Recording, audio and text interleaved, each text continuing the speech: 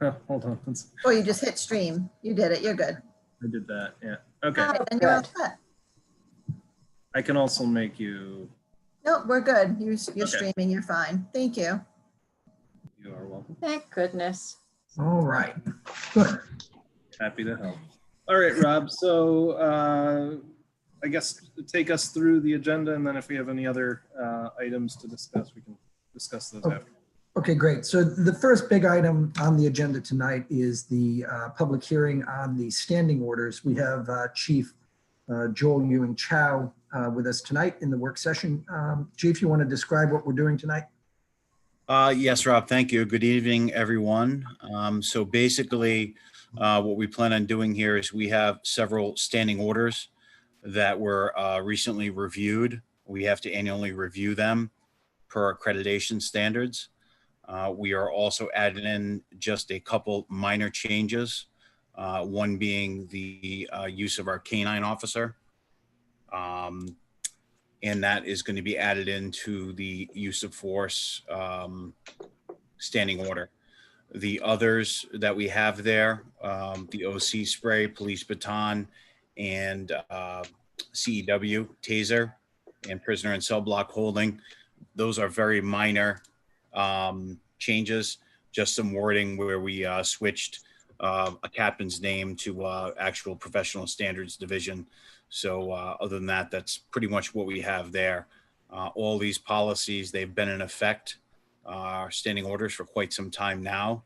And as people know, we get our direction from the Rhode Island Police Accreditation Committee, as well as subject matter experts from the trust, from the Attorney General's office, et cetera. And that's how we come about with the use of force standing orders. All right, any questions? All right. Thank you, Chief. Thank you. So the next two big items, which really aren't big items in a sense, because they're just notices of public hearings that will be held in the future. But we have taken these items off of the consent agenda again, sort of in response to concerns the public had expressed in a couple of public hearings that seem to catch folks off guard. The first one that is a notice of a public hearing related to the municipal aggregation program, which would be held on the 27th, public hearing. We actually a member of the Sustainability Committee with us tonight. Is Mr. Norman in as a panelist at this point, Colleen? I can bring him in if you'd like. Yes, let's do that. Jim, you want to tell the council what this public hearing to be held at the next meeting is going to do for us? Jim, you're muted. All right, we don't seem to actually have Jim. So that, All right. I'm back. Here. oh, there you go, Jim. All right. I don't know how to get my, are you seeing me at all or? Now, if you see down in the bottom left-hand corner of the screen, a little sort of video camera looking icon, if you click on that, we'll be able to see you. All right, well, anyway, I don't. No, that's all right. All right, so anyway, I'm here and you can't see me, but all right, so we've been working on this aggregation proposal for about last SUSCOM has, and I think it's really exciting. I think it's the biggest thing that we've done. And what it's going to do is allow the town to source its electricity needs, the residents and businesses of the town to source their electricity needs from a different source than grid. The benefit for doing this will be that these contracts to supply the electricity will be long-term contracts. They will be negotiated for as long as 2 years, as compared to National Grid, which goes and negotiates every 6 months. This allows for a lower cost of when we acquire the electricity. And we plan on having multiple levels. It'll be an opt-out program that everyone in the town becomes part of this program. And the only way they can opt out at any time, they can stay with National Grid. And there are various levels of, I don't know if you want to say commitment to this program. We will have a default, which is the cost of electricity with the 17% mandate that the state requires of renewable energy, and then 10% on top of that. That hopefully will be equal to what people are paying for National Grid electricity now. We will have a So Jim, I plan. just want to jump in there for a second because Good Energy has indicated that their expectation is that if this is negotiated well, it will actually be slightly lower than the current. It could be.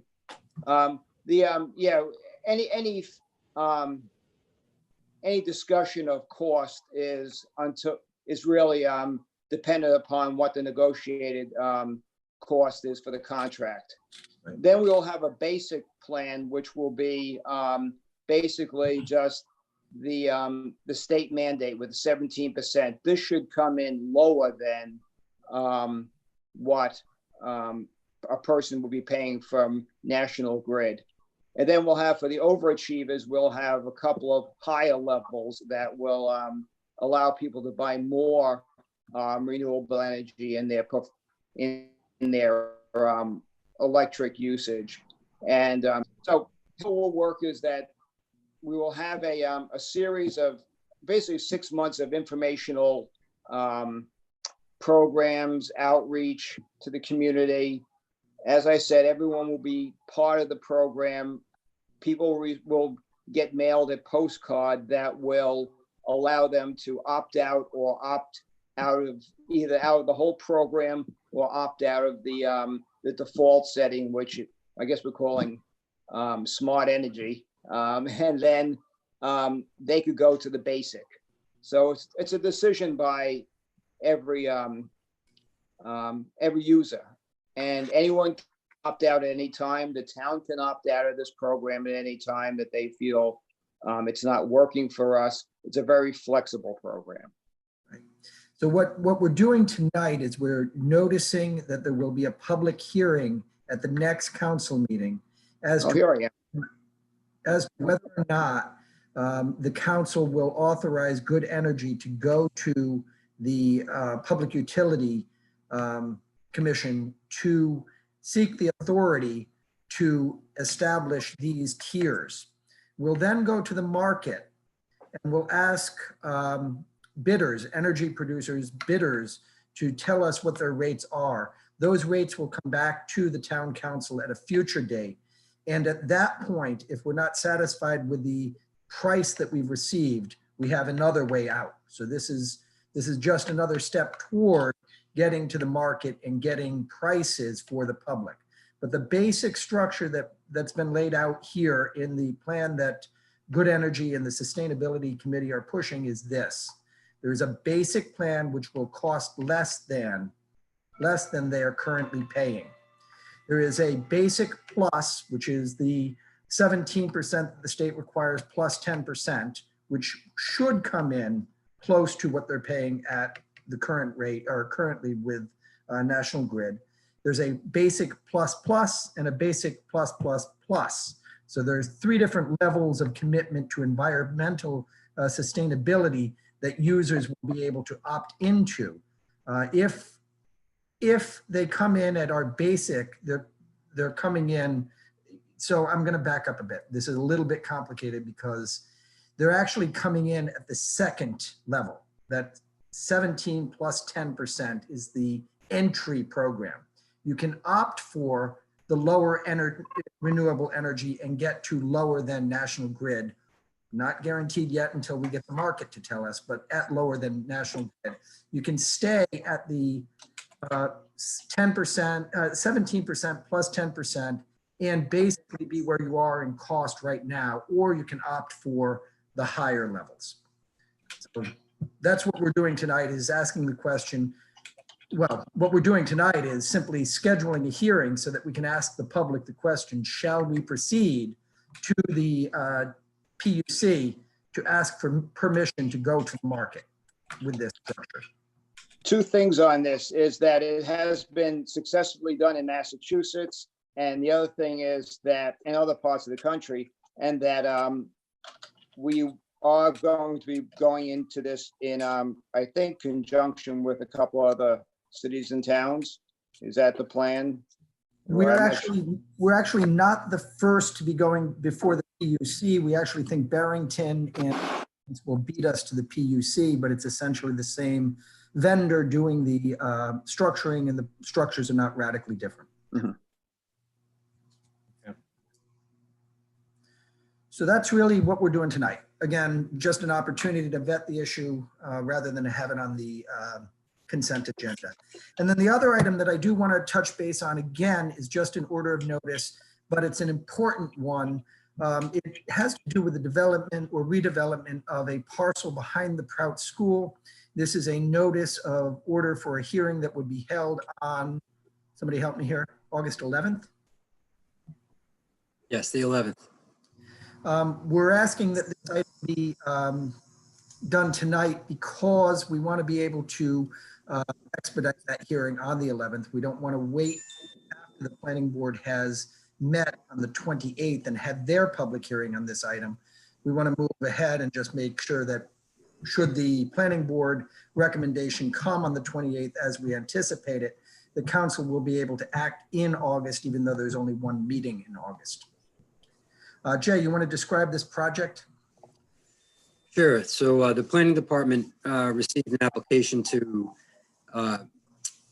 adaptively reuse the existing property, which, as Rob said, is behind Prout and behind the government building. Former use was a religious institution and boarding school. The applicant proposes to utilize the existing structure there and structures, put in a boutique hotel with a restaurant, winery, and vineyard, as well as indoor and outdoor events, including a wedding venue, conference and meeting facilities, a spa and fitness center, as well as some extended stay bungalows. They've successfully gone the pre-app with the planning board. They are currently scheduled to go for conceptual master plan on July 28th with the planning board, as well as a public hearing before the planning board for an amendment to the comprehensive plan, which is part of the request that's before you currently. The applicant has asked the town to do what we can to expedite the review of this. They're on a very aggressive timeframe for acquisition and are eager to close on it and start the transformation process. As part of this request, there are 3 amendments that would be required: an amendment to the comprehensive plan, an amendment to the zoning map, and amendment to the zoning text. What the applicant would like to do is rezone the property from R80 to Route 1 Special Management District to allow for the uses that they propose. The comp plan amendment in that regard would provide some minor changes to the description of this SMD, as well as some modifications to the land use map tables, land use category tables, I should say, to accommodate the change from R80 to SMD. On the zoning ordinance side, there's obviously a zoning map amendment that's proposed to effectually change that property from R80 to SMD. And there are a handful of changes to the zoning text, again, regarding the description of the special management district and the boundaries of it. They'd also like to amend the permitted uses in the special management district, which would allow restaurants providing alcohol a right use and not special use permit. And they also offer having liquor store use require a special use permit.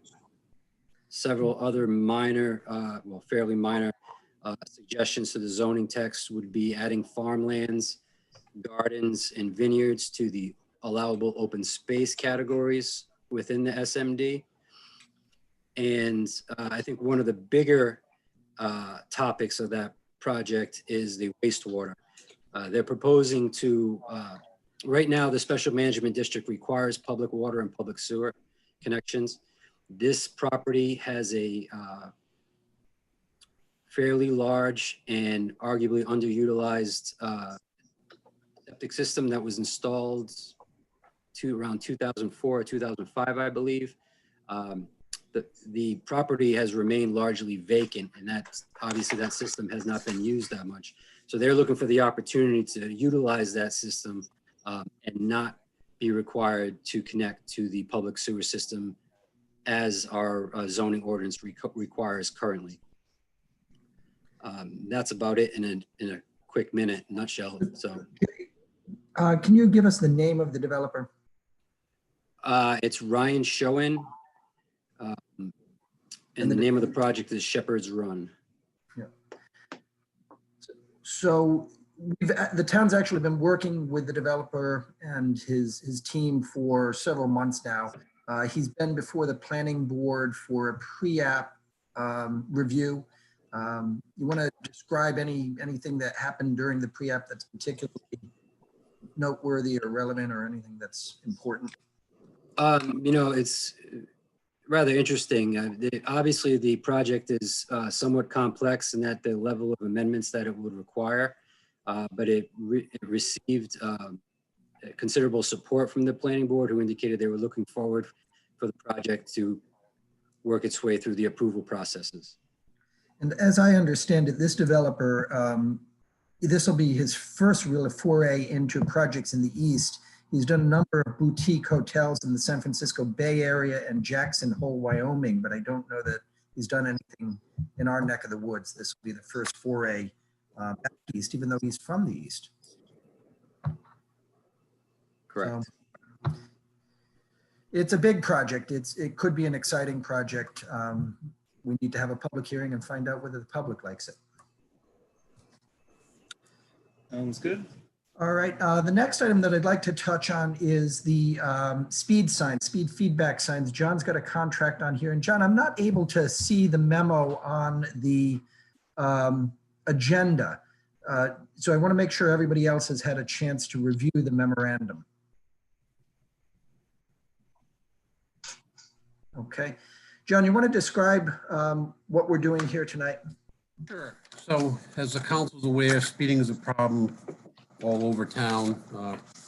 We've had a number of requests specifically from Middlebridge as far as elsewhere in town.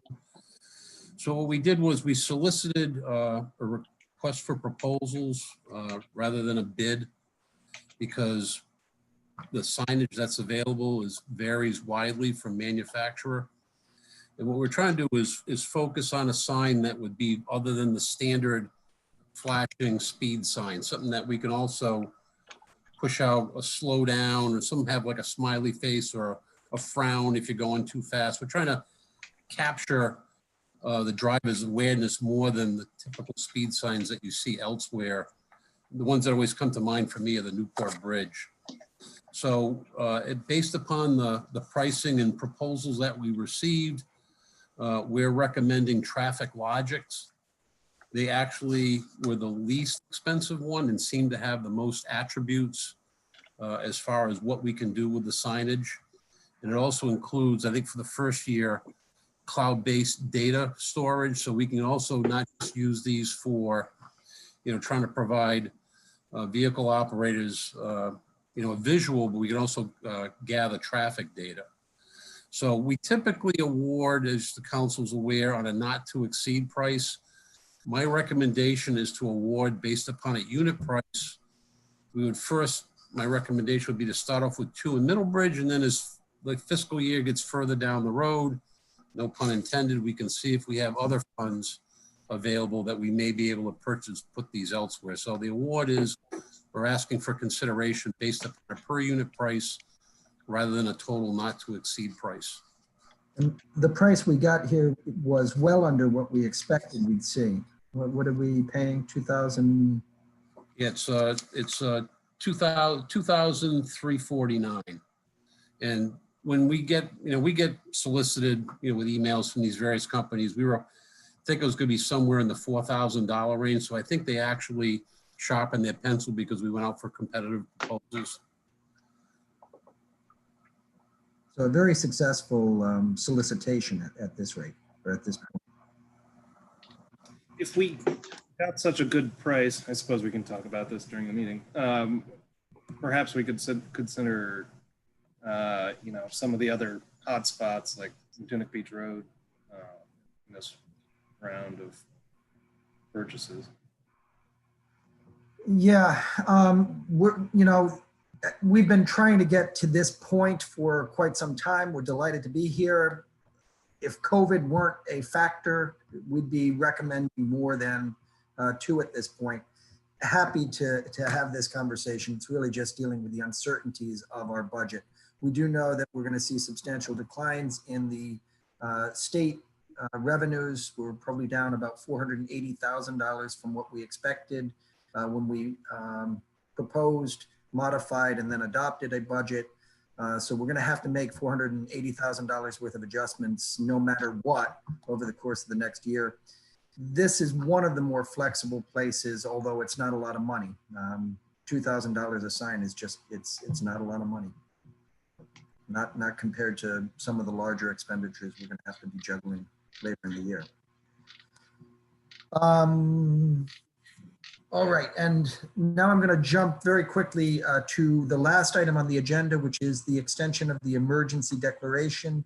I'm going to hold off on the broad description of that, but one of the items that's come up during the week is a request from Councilwoman Kelso for a description of how we're going to deal with emergency shelters should we need to establish an emergency shelter, either for a hurricane, perhaps because of a heat wave, while we're dealing with COVID. We've got Mark Healy and Craig Stanley, who've been coordinating with the Red Cross. I'd like to have Mark describe the current state of play with regard to emergency shelters and COVID. Mark?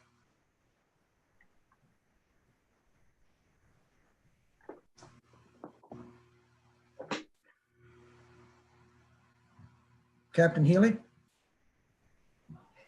There you go. All right. Mark seems to be muted. Not on our end. He's not muted. We just can't hear him. Okay. Have we got Craig Stanley in the room? Craig, you're on deck. You're up. Yeah, Mark and I met with the Red Cross within the past week and also with the school department. The Red Cross met with us with guidelines really to dealing with COVID. The bottom line is typically shelters historically have a 20 square foot per inhabitant or resident that's staying there. With COVID, that is at 60. So basically what that means is we have our shelter, which is designated for about 360 people, that gets cut to about 120.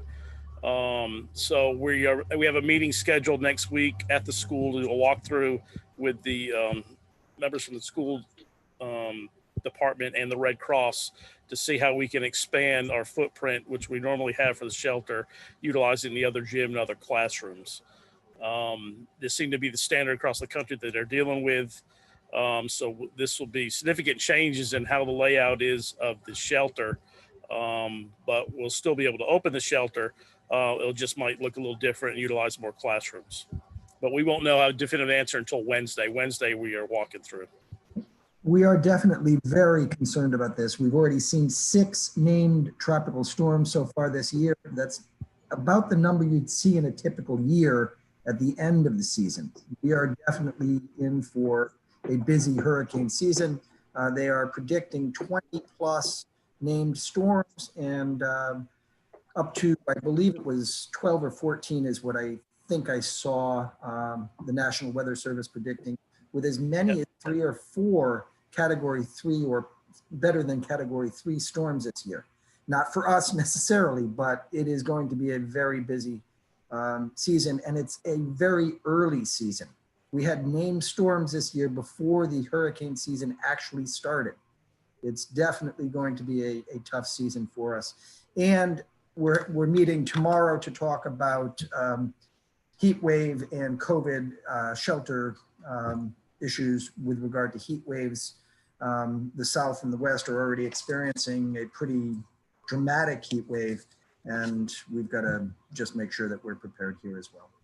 Rhode Island EMA and Red Cross are working together for a joint press release dealing with, if citizens or visitors can find alternate means, if we do need a shelter to go somewhere else. And I think the fact that we share this shelter with North Kingstown and Narragansett, I think we need to open up the opportunity for other locations other than the location we have now. So we need to certainly have that discussion.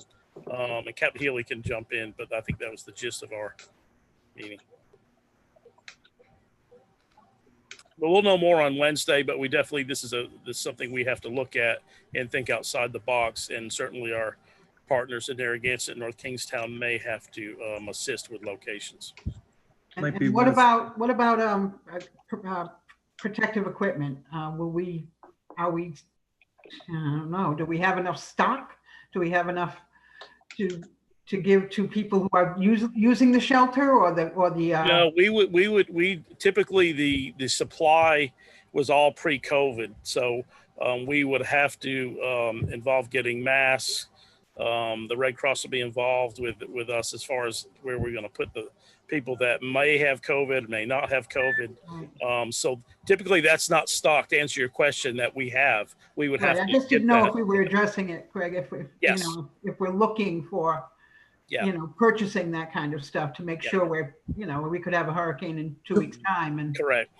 We can continue this discussion when we get to the last item on the agenda, but Chief Ewing Chow, where are we on the inventory in the police department? We do have a large inventory that was recently distributed to municipalities. What have we got on hand, do you know?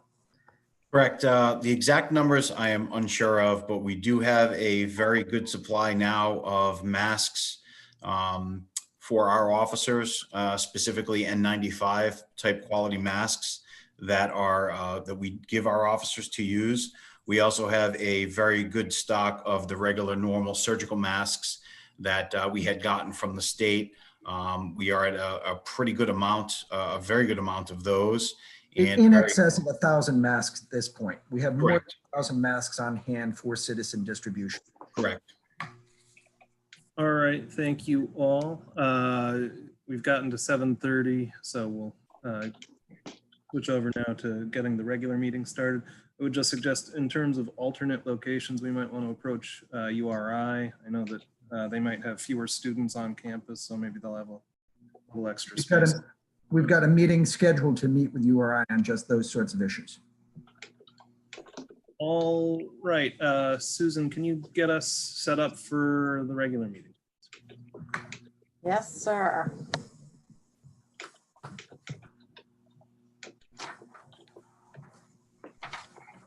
Okay. Our first order of business is the pledge to the flag. So maybe we can do that while we put people back in the attendees list. And I'll So just they don't have to sit in front of us for this meeting beginning.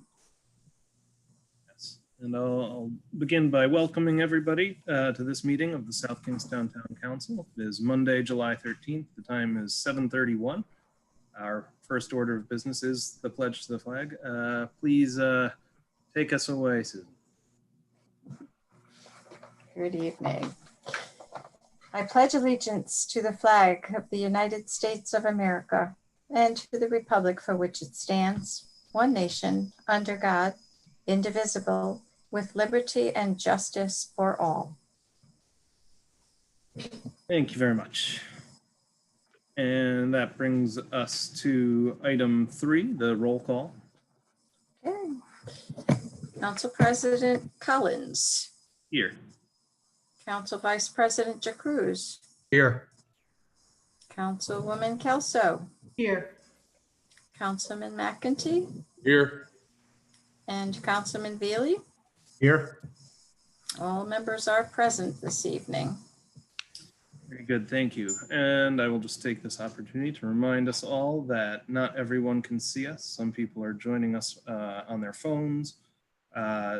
So if you can identify yourself before you speak, just to let people know who is making those comments, that would be great.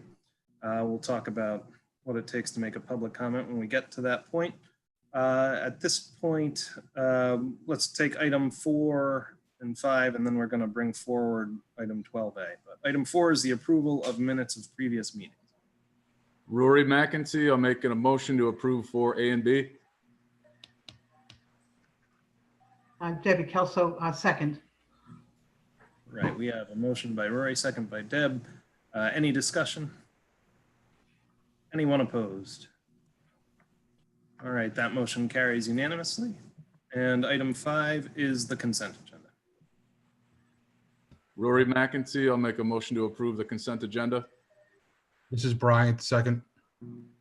Motion by Rory, second by Bryant. Any discussion? Anyone opposed? All right, that motion carries as well. And at this time, could we bring Mark Noble into the meeting?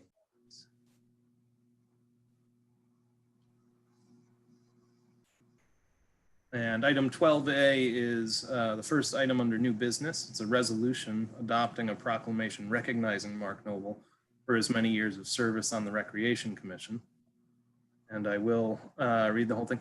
Mark, if you would like to be seen by us, there's a little sort of video recorder icon in the bottom left of your screen. If you hover over it with your mouse, there you are. And then also you'll see that mute button if you have any comments that you want to make after we do this. All right, so this resolution states, whereas Mark Noble has concluded his tenure on the South Kingstown Recreation Commission after 23 years of service, and whereas under Commissioner Noble's guidance and leadership, the Department of Parks and Recreation has expanded public recreation programs and special events to over 200 offerings annually, received national accreditation through the National Recreation and Parks Association, expanded outdoor recreation opportunities for the residents of South Kingstown with the development of Green Hill Park, West Kingston Park, Broad Rock Playfields, the Curtis Corner Playfields, and Riverwalk Park, established a nature center at Tri-Pond Park to educate the community on the importance of guarding and protecting our natural resources, participated in the development and expansion of the William C. O'Neill Bike Path, designed and constructed the South Kingstown Dog Park at Broad Rock Playfields, established the Friends of South Kingstown Parks and Recreation, a nonprofit 501c3 organization that provides financial support through a youth scholarship program, secured hundreds of thousands of dollars in private, state, and federal grant funding for capital improvements to municipal parks and recreation facilities, managed the design, construction, and opening of the South Kingstown Community Recreation Center, provided ongoing stewardship and protection of the South Kingstown Town Beach in Matunic, carried on the mission and legacy of Miss Caroline Hazard by operating the Neighborhood Guild as a true community gathering place for citizens of all ages. And whereas Commissioner Noble has been a true messenger of South Kingstown Parks and Recreation mission to offer residents opportunities for healthy leisure activities by providing quality facilities, accessible natural resources, and enriching public programs. And whereas as a member of the Friends of South Kingstown Parks and Recreation Association since 1999, Commissioner Noble has been a tireless advocate for local youth involvement, supporting and contributing to the Friends Scholarship Fund so that all South Kingstown children can enjoy and benefit from the many recreational opportunities the town offers. And whereas Commissioner Noble, over the course of his tenure, diligently monitored the financial health of parks and recreation funds and consistently advocated for annual budget requests to maintain the high standards of community programming and facilities maintenance for which the town of South Kingstown is known. And whereas Commissioner Noble never missed an opportunity to offer sincere words of praise and encouragement to the Parks and Recreation Department staff for a job well done. Now, therefore, we, the Town Council of the town of South Kingstown, do hereby extend our congratulations and thanks to Commissioner Noble, and recognize him for his 23 years of dedication to improving the quality of life in South Kingstown through his stewardship and dedication as a member of the South Kingstown Recreation Commission. Thank you, Mark.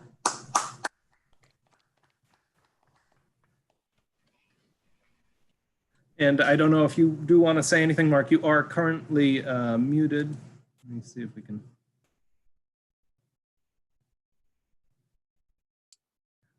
There we go.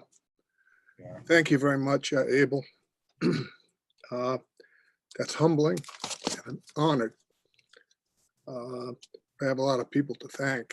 The current council, along with the town manager, have been very supportive of our efforts, as was the prior town manager and several councils. The staff is first class, led by Terry and Rex and Kathy Lallam. Very lucky to have them. And the current Rec Commission with Dave Palizzetti, John Beafor, Will Litwin, and Joanne Blessing are very confident and dedicated to delivering the best leisure services that they can, possible.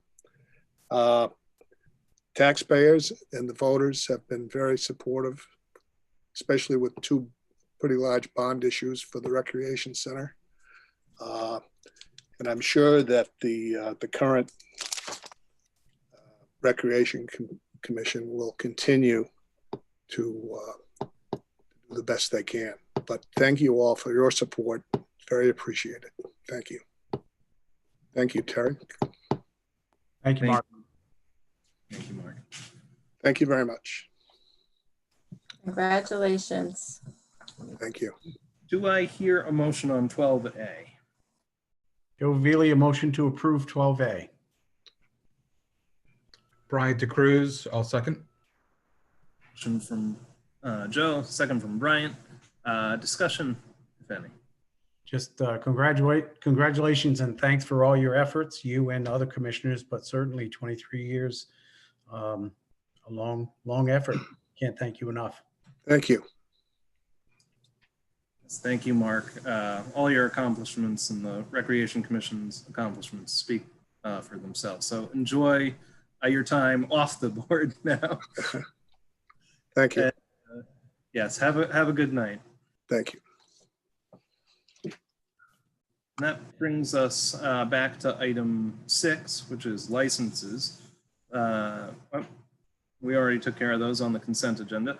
Item 7 is our public hearing tonight, which is a public hearing relative to proposed amendments to the police department standing orders relative to use of force, lethal and less lethal force, oleoresin capsaicin. I'm going to have somebody tell me how to pronounce that spray. Police baton and conducted electrical weapon or taser, and prisoner handling cell block holding facility as shown on Exhibit 1 of the agenda.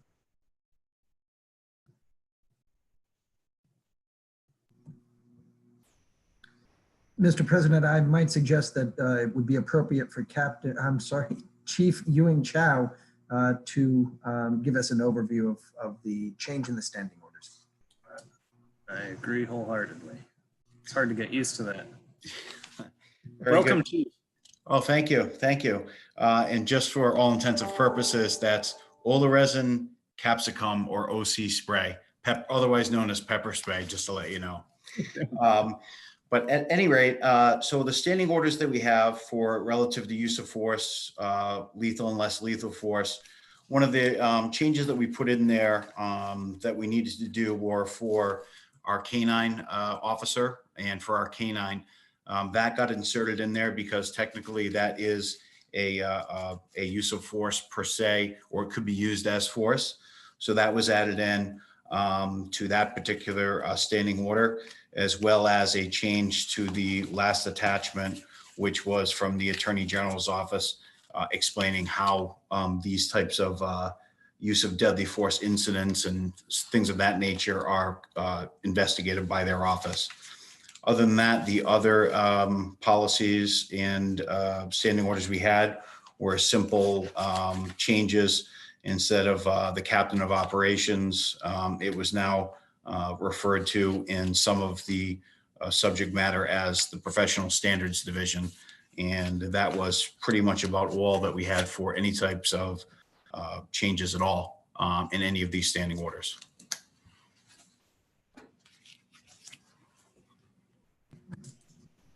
Thank you, Chief. It's kind of exciting that the town now has a K-9 unit. If you wouldn't mind just telling the public sort of about this, growth in the force, I think people would like to hear about it. Maybe. Sure. So the addition of the K-9 unit came about within the last year. Particularly, we applied for a grant and we were accepted for the grant, where all cost of the actual purchase of the dog, K-9 Connor is his name actually, as well as training was all paid for the grant. The dog is currently in training now with its K-9 handler, Officer John McHugh. They will be done training sometime in August. The dog and his handler, Officer McHugh, will be certified to go on patrol. The K-9 is going to be used for search and rescue operations, for smelling of narcotics, for investigations, as well as searches and just supporting. It's another tool that the police department uses to support the role of the police officer. So we're very excited about that. It's a good morale booster for our department. And a lot of the public's excited about it as well. We all know a lot of people love dogs, and certainly K-9 Connor is definitely a likable dog. And we're looking forward to see him out in society and patrolling the streets. Right. And just to, allay if there are any public concerns, of course, Connor is not intended to be, although this is under the use of force, policy update, this is not a dog that is meant to be attacking people, correct? That is correct. Certainly the dog obeys commands of the handler, Officer McHugh. In a situation where force needs to be applied, certainly that is one small skill set of capability of the K-9, but that's not all it's about. It's certainly not, its primary job isn't to go out and attack people, isn't to bite people or anything like that. It's just another tool that we use to better do our job and serve the community. Chief. Are there other questions for the chief on anything? There's quite a bit here in terms of all these different standing orders. Chief, this is Brian TeCruz. I just have a quick question. I think I know the answer, but Connor will be living with their handler? Yes, Connor will be living with Officer McHugh. All K-9s do live with their handlers. They need that for a bond. So they work better together and they'll understand each other much better. So yes, he does live and reside and is cared for 24/7 by Officer McHugh. Thank you. You're welcome. Joe Veely, Chief, really just a comment. It seems to me, it's a pretty lengthy list, but it seems to me that most of these are minor adjustments to the policy that we already have and seem to be essential in maintaining the accreditation. So a lot of work went into it, and I thank you and your staff. Thank you. Thank you very much. Thanks, Joe. Any final questions for the chief? All right, well, it is a public hearing, so I do want to open it up for comments from the public. If you would like to speak on this item, you can use the little icon that says raise hand, or if you're on your phone, you can press *9 to raise your hand, and then you would need to press *6 to unmute yourself. So if there's anyone who would like to speak, please raise your hand now. We will call on folks in the order that they raise their hands.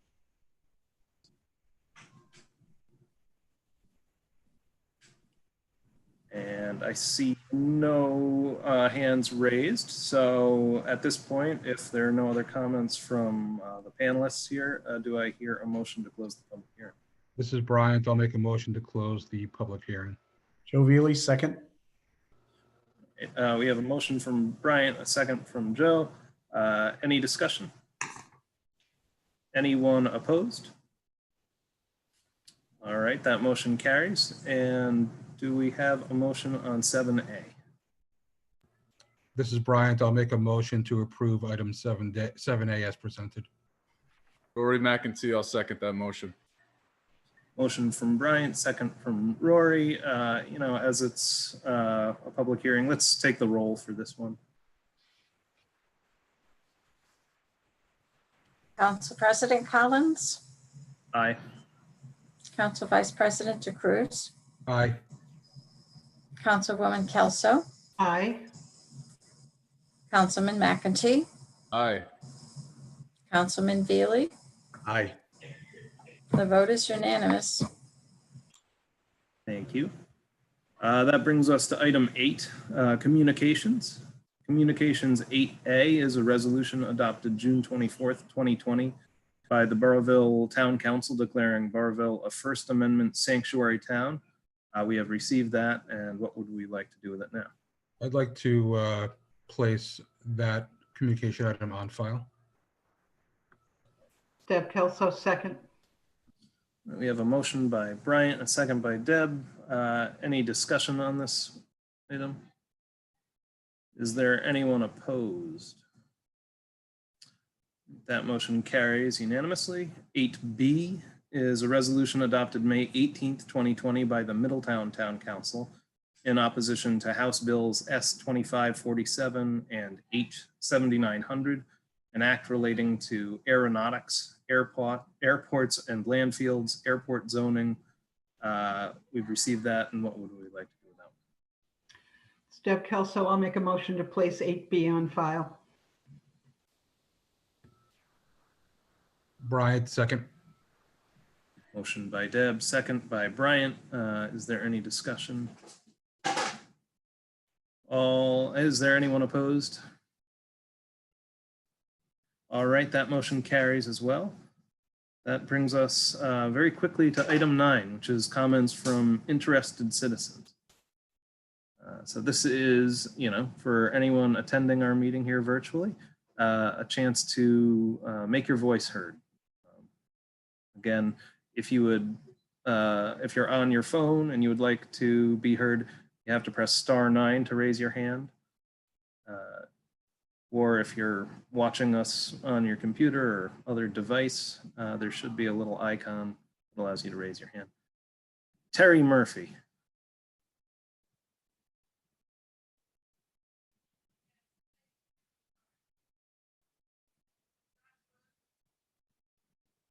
All right, there you are, Terry. Yeah, you are still muted. Oh, you should be good. How about now? Thank you. I just wanted to take the opportunity to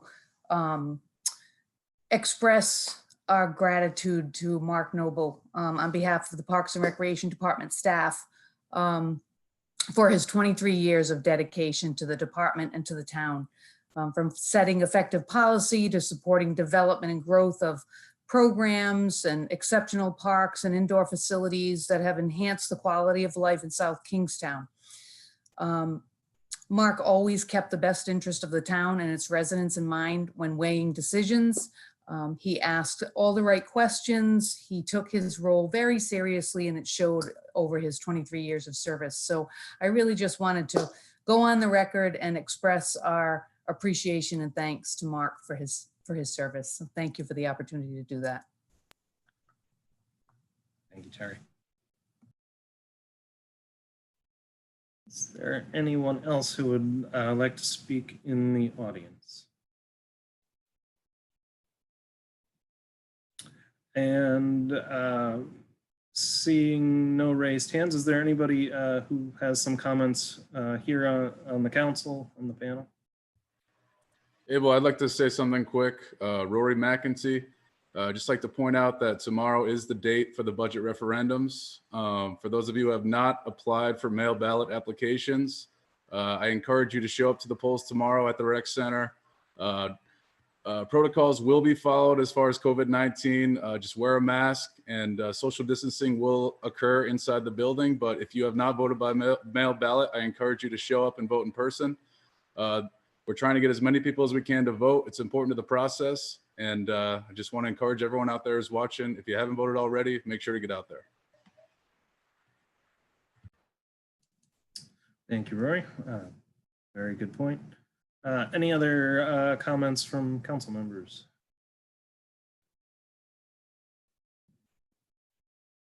I'll just say a quick remark. I want to thank Terry and the whole recreation department, and follows on to the commission. We did not have our annual celebration of July 4th as we normally do with massive fireworks display, but I felt like we did have a very meaningful ceremony at Old Mountain Field this year, which was a pleasure to participate in. We read the Declaration of Independence, and it was very meaningful. We had a great speech before we got to read that by young Miss Roebuck, just very meaningful. So I enjoyed that greatly. Thank you to Terry and everybody for putting that on. All right, and that brings us to the town manager's report. So I really only have two items that I want to bring the council up to speed on. The first is a request that was in one of the manager's reports related to Tri-County Action and their summer employment program for youth.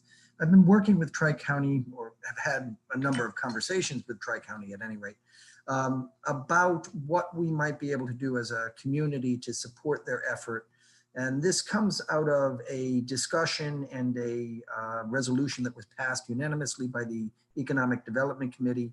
The committee met at their previous meeting. They've had two meetings since, well, one meeting since this recommendation, but they have been keenly aware of the fact that youth employment has been greatly disrupted by COVID-19. Many of the jobs that young people in college and high school traditionally look for in the summer are not available at this point.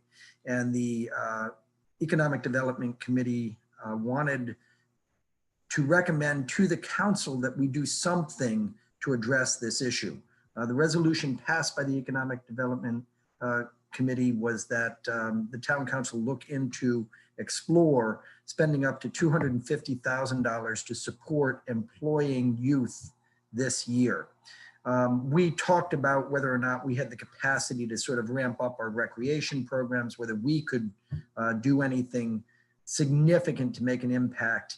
And we really don't have the capacity to ramp up on the scale that the EDC was looking to have the town ramp up on. So I spoke to Tri-County because they have been running for, I think it's 40 years now, a youth summer employment program. They too actually have fewer youth being employed this summer because COVID has really disrupted the ability of employers to work with and mentor and sort of coach young employees. So they've moved their program to an online employment preparation program in large part. I don't have a good handle yet on how we can participate most effectively. There obviously is always a need for funding to support these programs, but we haven't had a chance at this point to really design something that makes a lot of sense for South Kingstown or for addressing the immediate concern that the EDC had in mind. I did want to let the council know, however, that recommendation has been made by the EDC. We are following up. We don't think that we're going to be able to do anything in-house that's of the scale or scope that's going to make a significant difference. And the one major program here in town that traditionally has been able to put kids in seats and in employment slots is also being faced with some constraints this year that have shifted away from a program that we could simply add funding to and have more people employed. Whether we should be participating in a program that is training people throughout the summer and then maybe into the fall is still an open question. It's one that I will come back to the council on once I've had a chance to really sit down with Tri-County and see what our participation could contribute and how it might be beneficial. The other item I wanted to just update the council on is where we are with COVID-19 generally. As you know, Rhode Island's been doing fairly well. We, this week, opened the doors to Town Hall. The doors to Town Hall were not locked this week for the entire week for the first time since we put the emergency declaration in place back in March. I will say that it went fairly well. I don't think that we had any major challenges. We did have a person down at the front reception desk sort of trying to keep tabs on where people were going and pointing people in the right direction. I do think that that's going to be an essential change in how we conduct business in Town Hall going forward. What we were finding was if that person wasn't at the front desk, if they had taken somebody down to another office or something like that, people did sort of slide by and you ended up with some crowding and some stacking of citizens in small rooms. So we're going to have to continue to have some sort of a receptionist or guide in the front of the building going forward. That having been said, I will say that the town clerk's office in particular was just amazing this week, given all of the emergency ballots that were being processed. In fact, I think they handled 171 ballot applications today alone. They've seen over, I'm not really stealing Susan's thunder, but I'll report the statistic of nearly 1,600 ballot applications have been processed through the clerk's office in the last couple of weeks. So they've been very busy. It's worked. The lessons that we've learned are ones that we're going to have to apply. We will continue to have a much more robust teleworking program going through the summer and into the fall. We will, I think, have to be very cautious about continuing with a fully open town hall. We are not going to be, I think, as isolated as one would hope. I think that what's happening in the South, Florida in particular, what's happening in the West, isn't going to respect state jurisdictional lines forever. And we're going to have to be very, very vigilant and very alert as conditions change, not only in Rhode Island, but as they change in the states around us. You know, COVID right now, we're in a relatively good place, but it feels very tenuous. And I think that while we demonstrated this week that we can operate on a modified basis, a fully open town hall, that has not convinced me that the conditions are right for us to do that. We're gonna meet with staff on Wednesday after the referendum and sort of talk through exactly what our experience was this week and see if we need to further modify our program. And that is the manager's report.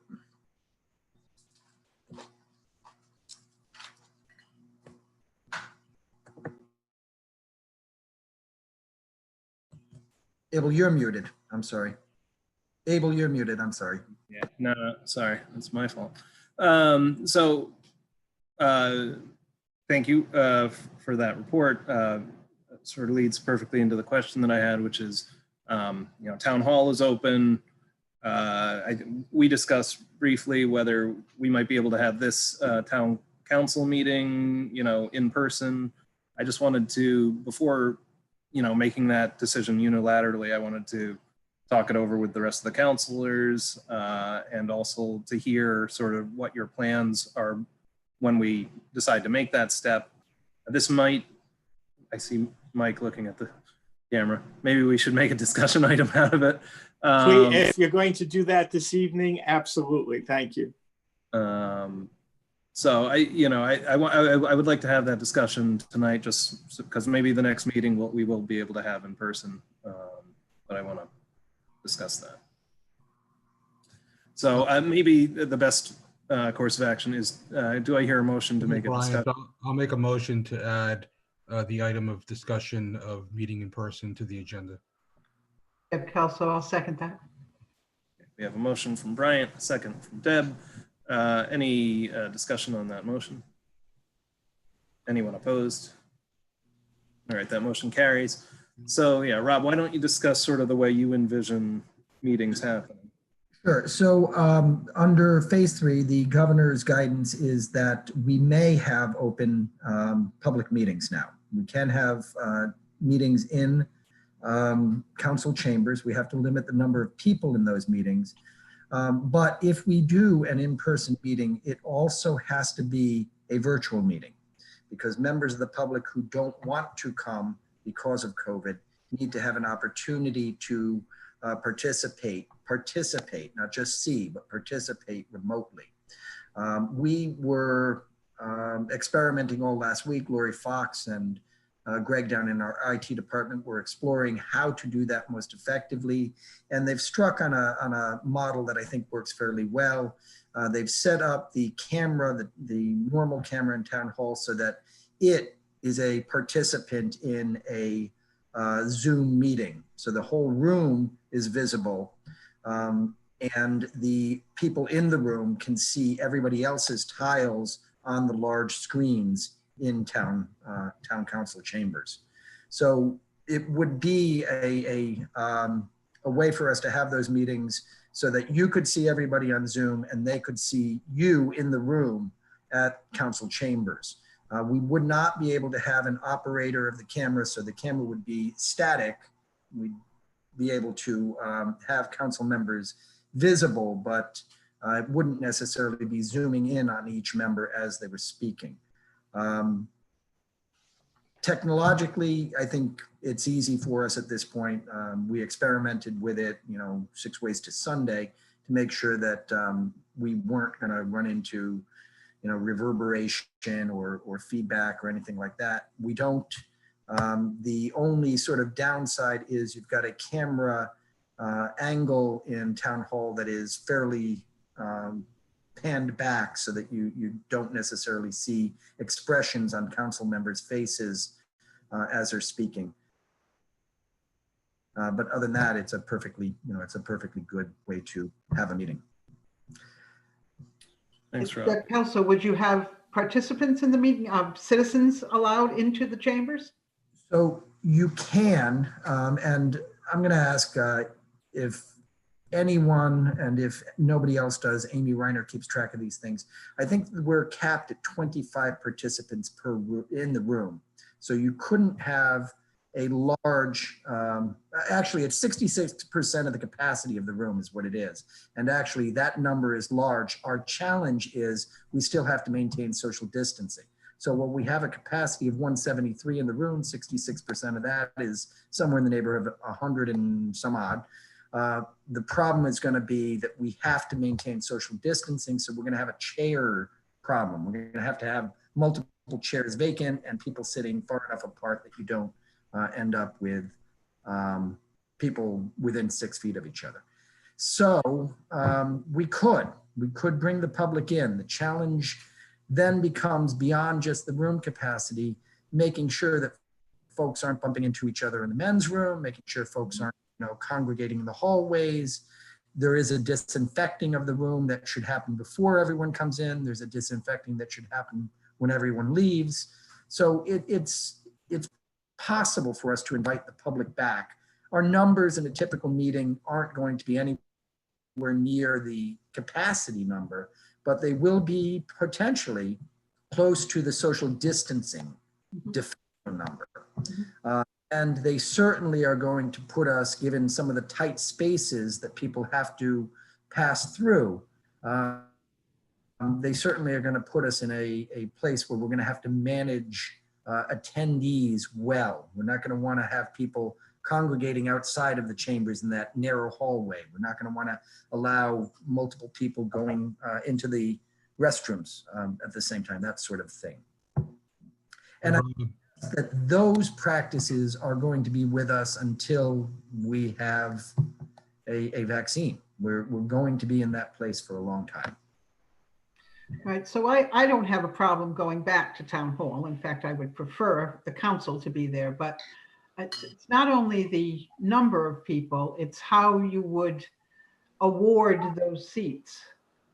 So I guess my issue is what happens when we have something on the agenda that generates a lot of public interest, and we have more than, how are we going to award that?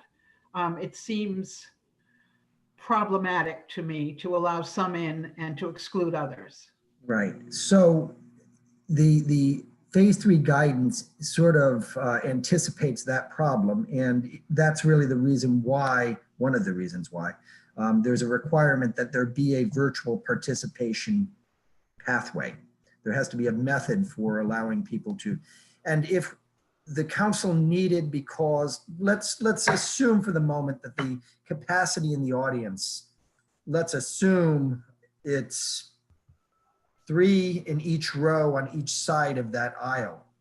That's 3, 6, 9, 12, it's 15 to 20 people if we're really spreading folks out. If it's 15 to 20 people and we end up with 25, we'd have to postpone the meeting to give people the opportunity to get to a place where they could participate virtually.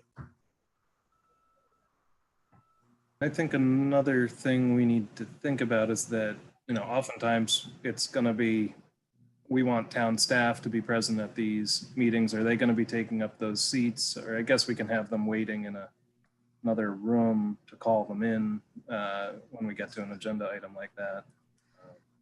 But we need to think about those. Obviously, notice is going to become important if we're going to have that sort of capacity challenge. The public should know that right at the outset. Maybe we end up with folks camping out trying to be one of the 25 participants in person. But I think first come, first serve is about the only way to do that. Can we move to a larger location? Could we go to the high school auditorium? Could we go to the rec center where more people would be allowed? Yes, the technological challenges around that have not been explored. We know that we've got a room wired in a way that you'd be able to see the tiles of a Zoom audience on a big screen. We don't have that in the auditorium at the high school. We'd have to figure out how to make that work. But yes, other than the technology having to be either acquired or cobbled together or something like that, there's no reason why we couldn't move the location. So I would think that would be a better solution than limiting participation. That feels wrong to me, to stop people that have, at the door and say, I'm sorry, we're full, that seems like a big problem to me. This is Bryant. My opinion is that I think at the present time, we should probably leave it the way that we're doing it now. It seems to be a lot more efficient and easier. Or the other option would be we don't use audio from our laptops, and we have our laptops up at the, what do we call that? The town council, where we sit at our seats, with the cameras on so people can see us. And then we can see people on our laptops that are in the actual meeting as well. But definitely, I think, is there really a big rush right now to meet in person? I don't know if that would be setting the best example right now in terms of social distancing. I will say that I am more nervous this week than I have been in several weeks. I think that what we're seeing in Florida in particular, but Florida, the Carolinas, we're not that far from Florida and the Carolinas in terms of population connections. Right. These are closely connected regions. And not even that, Rob, I mean, that's important too, definitely a concern of mine. But they've been talking for a long time of the potential of a second wave of this. And we could be meeting and finding out, 2 weeks later that we're in a second wave, as an example. I'm not saying right now, but say we're meeting in September in person.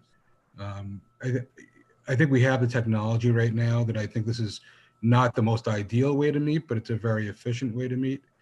It lacks the personal connection. I can see that and appreciate that. But, we're getting the job of our town done at the same time this way.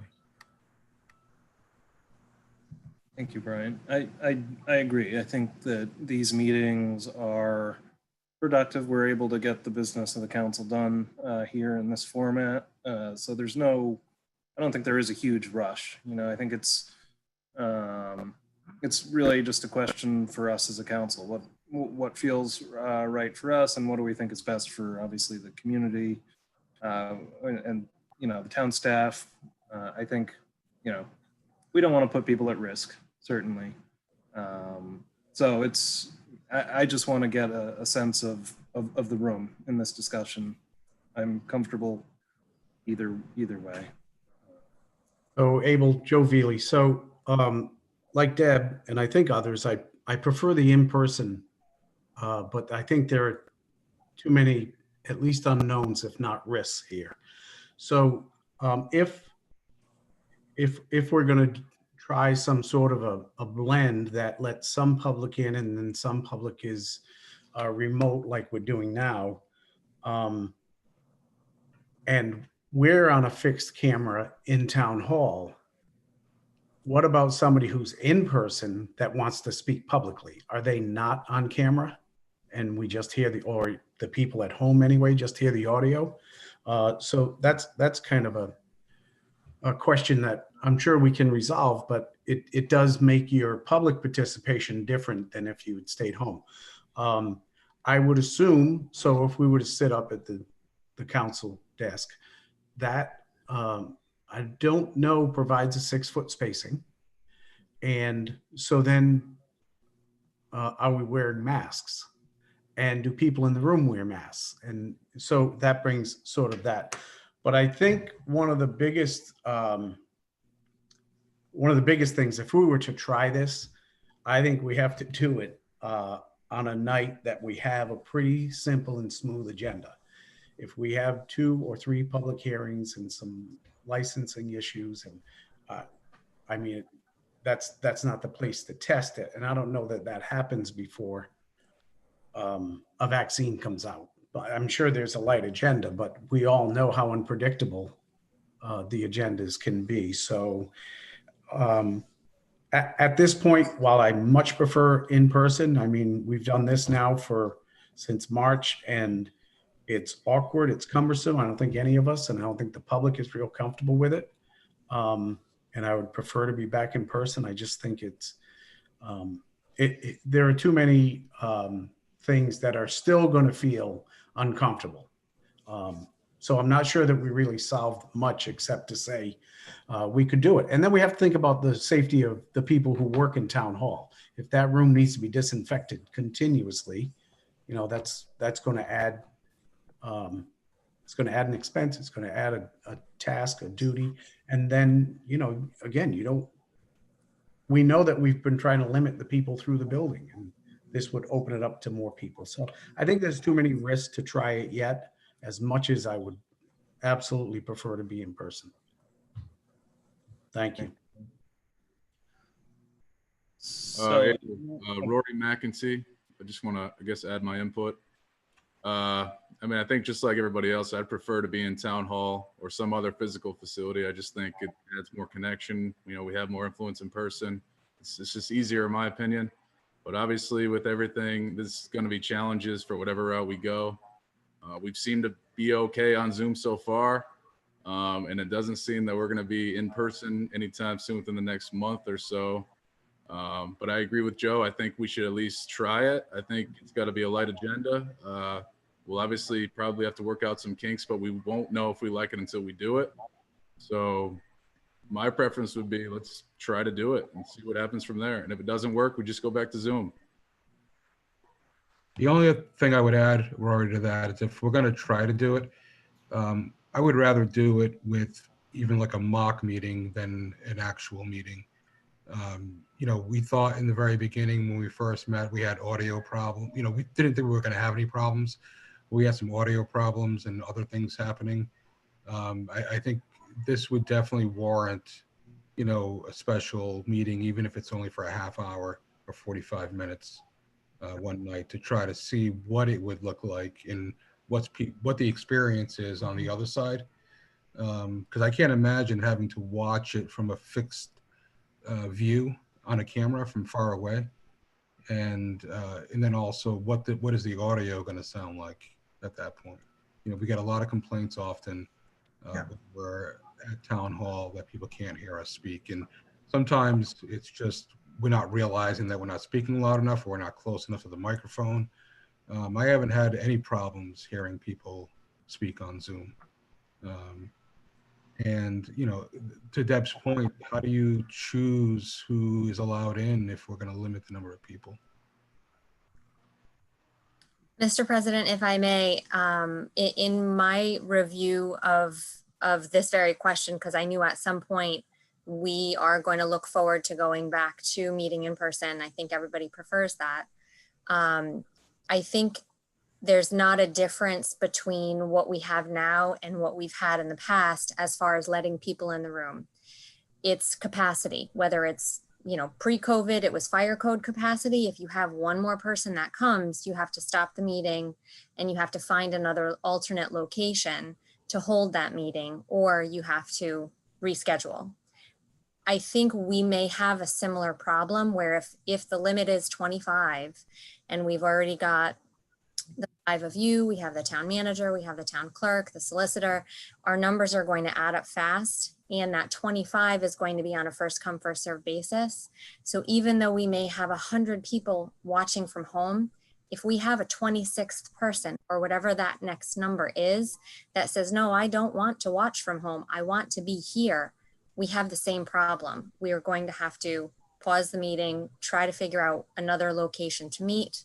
And the lower the numbers are, which they are pretty low right now, I think it may happen more often than we realize.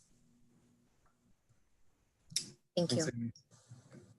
Another quick question, Amy. Then if we have to stop, pause, and meet somewhere else, we're going to have to meet somewhere else that has technology.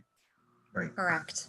Yeah, so one of the things that I'm taking away from this conversation is I need to get over to the school department and really have a conversation with them about maybe using the auditorium, which is probably the largest public space in town, the high school auditorium. I think that's a good idea, Rod. And I want to thank everybody for their input. I know this wasn't on the agenda, so nobody came prepared to speak about it, but I think those were all very helpful comments. You know, I'll definitely plan on us having the next meeting similarly to this on Zoom. And I look forward to hearing back from your discussions with the school department there, Rob. And thank you. It was a great conversation.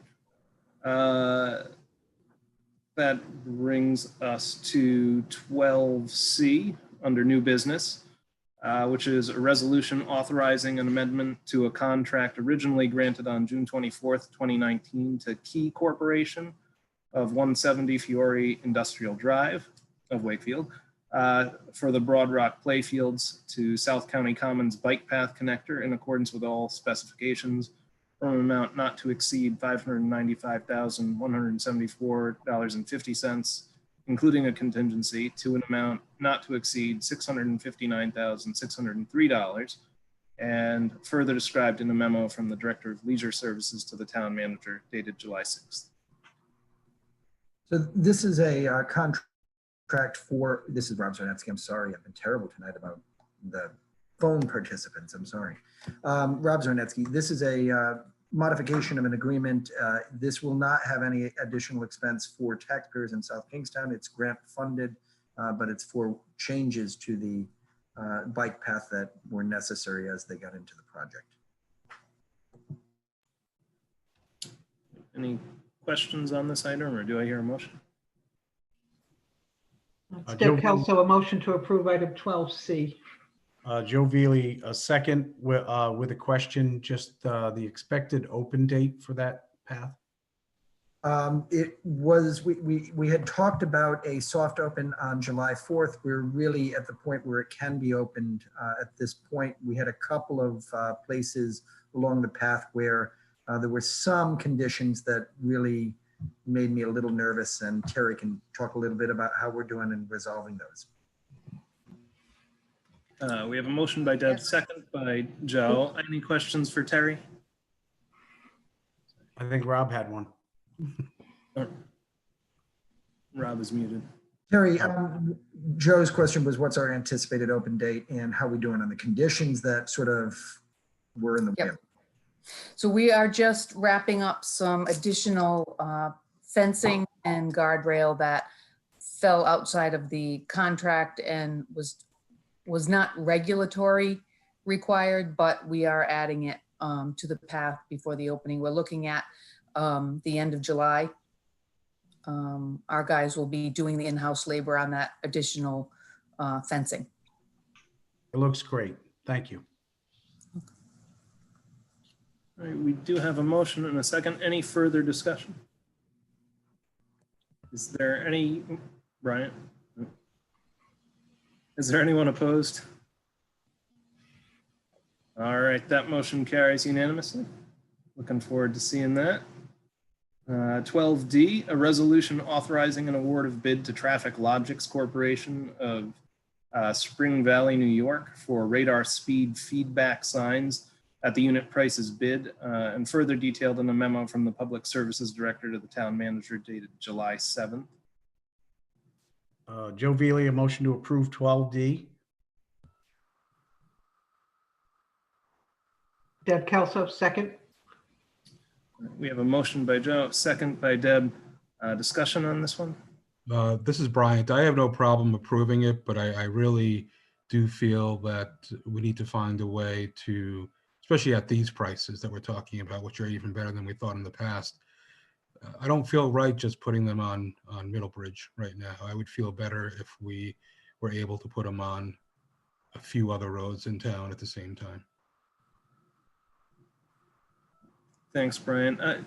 Do we have any money left in our council discretionary funds at all? If anybody knows that. Do we want to see how effective they are first? Would seem to me we'd want to start with these two. And if we find them incredibly effective in the first month, then let's go for more. But I would rather wait until we see the effectiveness of the tool. We've been talking about this for years, I think, with the speed cameras, and we tried to be responsible with the budget, and we were planning on doing this before COVID hit. They are, in my opinion, effective. It allows people to realize how fast they're going. Some people are going to ignore it, but I think it's also going to give us a lot of data that we can utilize on certain roads like Matunic Beach Road, Middlebridge, a bunch of other roads. South Road, as an example, is another one. Jerry Brown Farm Road. I mean, there's so many roads that people speed on all the time. Mr. President and council members, I'd also suggest that Middlebridge is probably not the best place for us to be testing the effectiveness of speed feedback signs right now, because so many other modifications have been made on Middlebridge in the last couple of months. It's going to be hard for us to tell whether what we're seeing is the effect of the speed feedback signs or all of these other interventions. We've put up demarcation reflectors. We've narrowed the road visually. We've made a lot. We've put a stop sign on both sides. We've done a lot of changes to Middlebridge in the last couple of months. That may not be, a reason for us going big right now, but it probably isn't going to give us the information we need. Can we get an answer to Abel's question about if we've used our money from last year in the council funds? Zach, there you are.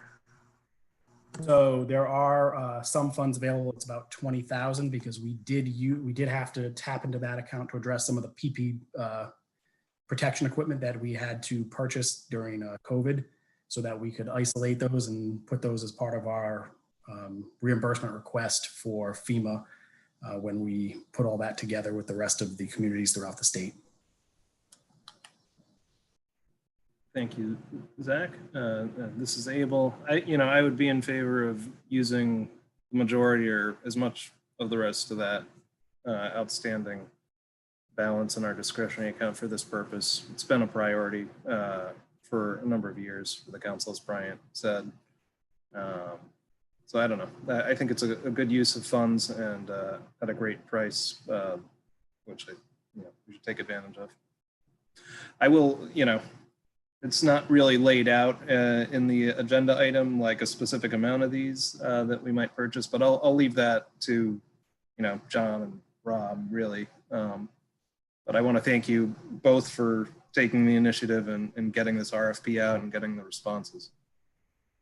Can I make a suggestion, John Shock? I think I'd like to, at least Middlebridge, we've had the biggest outcry for, but we've had many, many requests over the last 4 or 5 years. And what I'd like to do is at least get 2 going in Middlebridge. And I can present the manager a memo on all the other areas in town where people have asked for these, just so the council's aware of where those other requests are coming from. And then we can make a more informed decision if we want to purchase more. And Joe Veely, I have a question. I'm not sure who it's for, but how, so $20,000 is about 8 of them. How many can we easily manage, right? Because I think the idea behind them is that we move them around, right? They go to a location for a while, then we find another location. Even if we have a lot of them, I don't think we leave them there because they start to lose their effectiveness. So I think these are permanent, but maybe I'm wrong. Okay. So the signs can be moved. They can be reinstalled and redeployed, but that's not the typical application. Typically, they are. They're not I misunderstood. I thought they were the portable ones. I'm sorry. Got it. Now, these will be post-mounted. Yeah, okay. Well, I think I would be comfortable going with John's suggestion, knowing that there are funds available to expand them, maybe coming back to us at a later meeting and saying, we could use 4 or 5 or 6 more, and here's the locations where we think they'd be effective. I'd feel better making a decision based on more information. But I agree with you, Brian. We've been working on this a long time, and it's nice to see that something came in a lot less than we thought, and we could maybe be a lot more effective with it. So I'm sorry, Councilman. Could we approve the unit pricing today and agree on the 2 that we need to get deployed, while next meeting getting a better understanding of what other roads we may need to consider? So I will point out to the council that at your next meeting on the 27th, you will be receiving the Bicycle and Pedestrian Advisory Committee's report on a whole range of things, but including locations where these signs might be of benefit. Right. I think we've been, this is Abel, we've been looking forward to seeing that report. And if we know that there are going to be recommendations for other roads where these signs would be useful, I feel like we should purchase the signs now, knowing that we're going to get those recommendations. I just don't see why we need to necessarily wait. Abel, I actually agree with you on that. We know some of the roads, but there's a plethora of roads that we've been keeping an eye on over time. And you can kind of tell what the roads are, because those are the roads that the portables generally show up at and then disappear, for a while, and then come back again. And that's because we only had a limited number, but these are smaller, more compact. I like the idea of the cloud information, being able to gather information from these units that I think will be helpful for public safety, the police department, and elsewhere. So we can determine where these are going to be going, or with the help of public safety, let them determine where they need to be. But I think allocating the money now is not a huge deal at this point. I will also point out, and Chief Ewing Chow can comment on this, or Mark Healy can comment on it.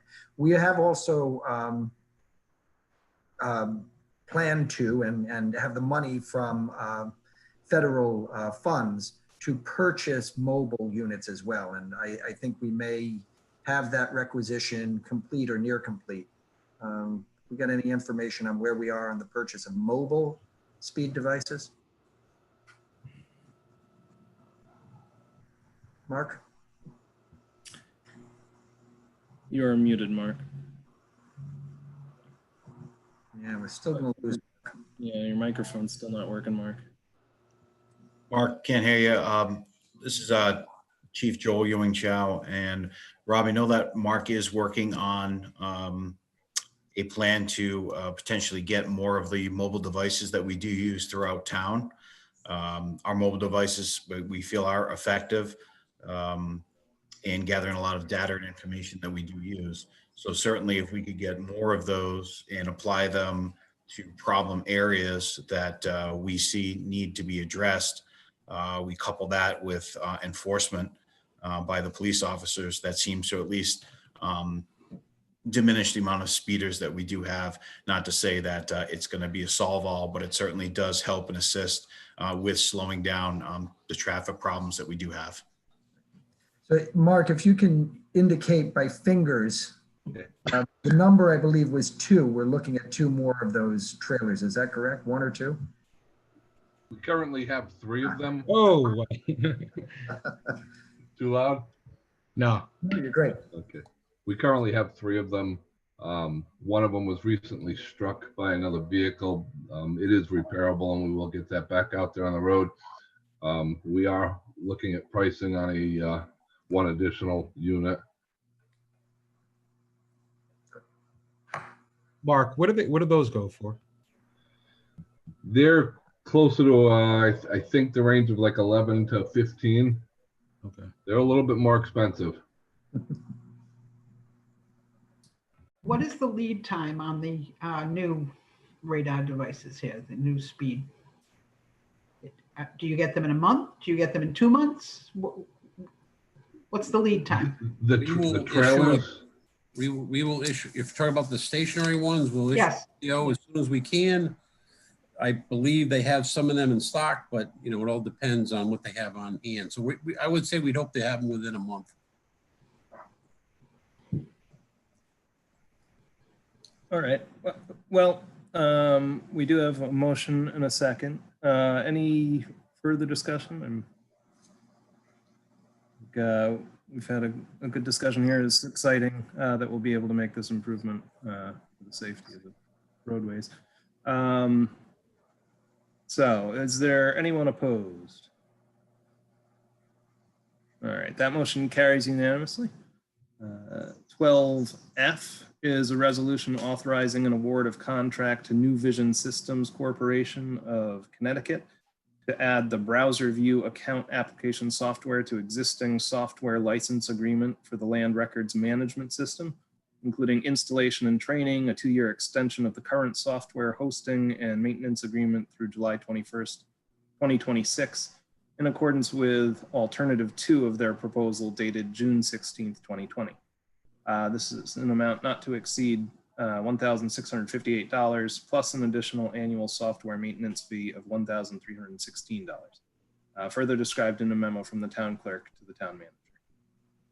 Joe Veely, motion to approve 12F. Deb Kelso, second. We have a motion by Joe, a second by Deb. Is there any discussion on this item? Is there anyone opposed? All right, that motion carries unanimously. And that brings us to item G, a resolution authorizing the town clerk to advertise for order of notice a public hearing relative to entering into a community electricity aggregation plan with Good Energy LLC, further described in a memo from the facility superintendent to the town manager dated July 9th.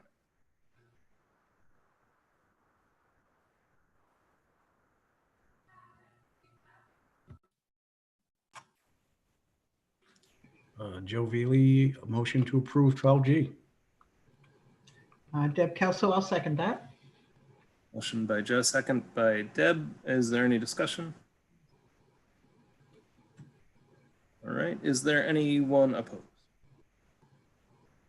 All right, that motion carries. Item H is a resolution acknowledging that the town of South Kingstown has entered into an agreement with Local Initiative Support Corporation to provide grant administration support for the Micro E program provided by LISC's services. If any, will be paid for using the $10,000 in administrative support funding included in the Micro E program at no cost to the town. Mr. President, if I may just provide a little explanation here. This is an acknowledgement of a contract that we've already entered into. The amount was under $10,000, so it was a procurement that could be done for professional services without coming to the council. We simply, because it affects a major program, wanted the council to be aware of this contract. We actually don't anticipate using it, but it's possible and it will be paid for through CDBG funds if it is used. It's just so the council is aware. This is Bryant. I'll make a motion to approve item 12H.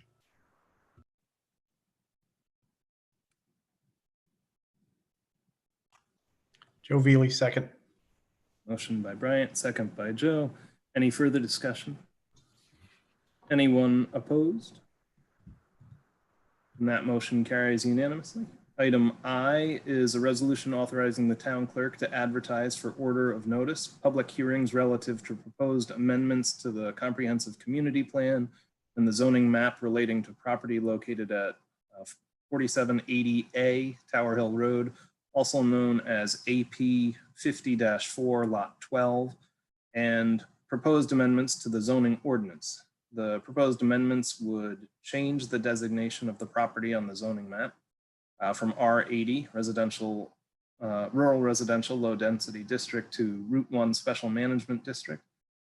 Revise the designation of the property on the land use plan maps, maps 2.3 and 2.4 from residential very low density to Route 1 special management district. Make associated changes in the text of the comprehensive plan relating to the allocation of land among the various zoning districts and land use plan map categories, and relating to the description of Route 1 special management district, and amend the zoning ordinance, Article 1, Establishment of Districts and Official Zoning Map, Section 102, Overlay and Special Management Districts, Article 6, Overlay Uses, Special Zones and Special Management Districts, Section 605.5, Permitted Uses, Section 605.15, Open Space, and Section 605.18, Utilities. Application by Morgan Schoen Hospitality of Stonington, Connecticut. This is Bryant. I'll make a motion to approve item 12I. Joe Veely, second. Motion by Bryant, a second by Joe. Is there any discussion on this item? Is there anyone opposed? Very good. That item passes unanimously. And that brings us to item I, a resolution extending the town's declaration of emergency. That should be, there are two I's, I believe. Jay. Oh, yeah, Jay, you're right about that. All right. Resolution, so item J, a resolution extending the town's declaration of emergency adopted at an emergency session on March 15th, 2020, and subsequently renewed on April 13th, 2020, May 11th, 2020, and June 8th, 2020. Shown on Exhibit 2 of the agenda. Rory McEntee, I'll make a motion to approve 12J. It's Deb Kelso, I'll second. A motion by Rory, a second by Deb. Discussion? Rob, if you could just explain why you're seeking that again, the extension. Yeah, the governor's emergency declaration at the state level has not yet expired. We need to keep track, I think, in the same way that the governor has. I will say that beyond just sort of the legal parallel ism of it all, there's also some real concerns about what we may encounter over the course of the next month. Over the course of the next month, we may see an extreme heat incident. We may see another tropical storm like the one that swept to our west. We are definitely still in an extraordinary circumstance. We still have COVID-19 on a daily basis impacting the way that we operate town hall, impacting the way that businesses across the state are operating. We're still operating under COVID-19, and we're coming into our bad weather months, which seem to be coming at us this year earlier than they typically would. It's just not settled. We're not out of the woods yet. Thank you, Rob. Thank you. We had a motion and second. Any further discussion?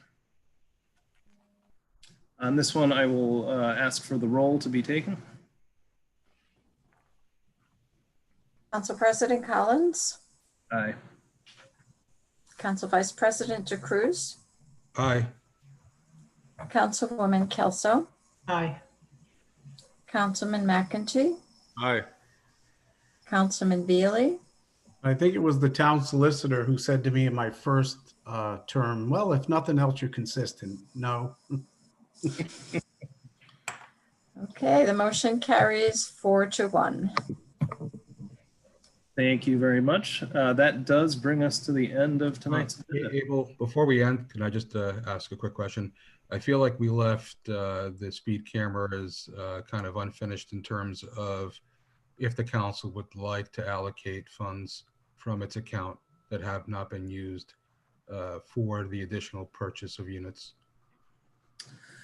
So I'd ask whether it was an item on the agenda or not for your purposes, Mike. We've had a contract that had a dollar amount for the units, not the number of units.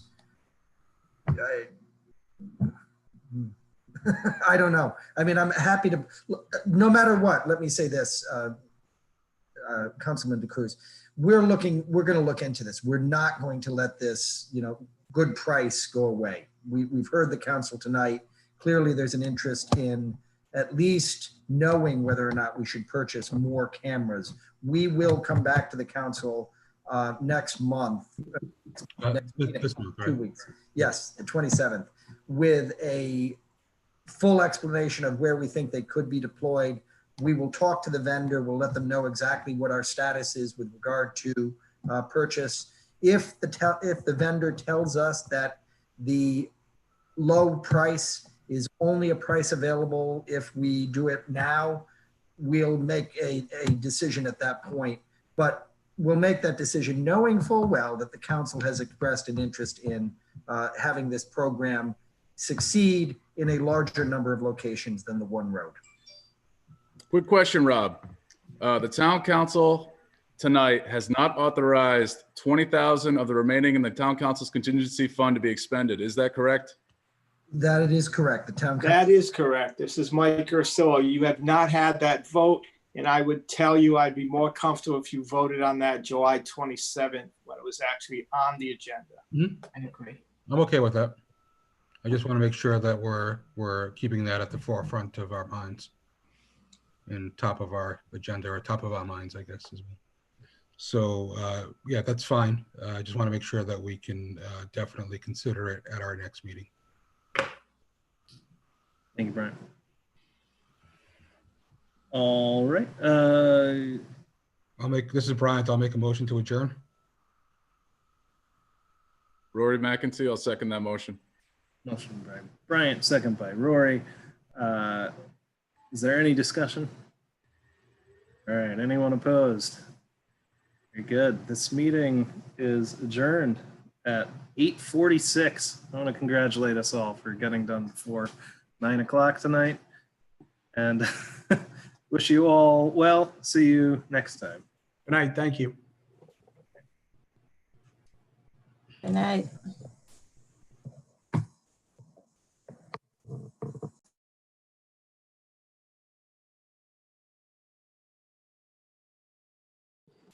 So Susan, Abel as the host would have needed to end the meeting. You're muted. But I just see hit as I was host. looking at something, I can claim the host. Okay. And now I can end it. Okay. So I didn't realize, so anyway, so we're done streaming. We have to stop the streaming, obviously. Yeah.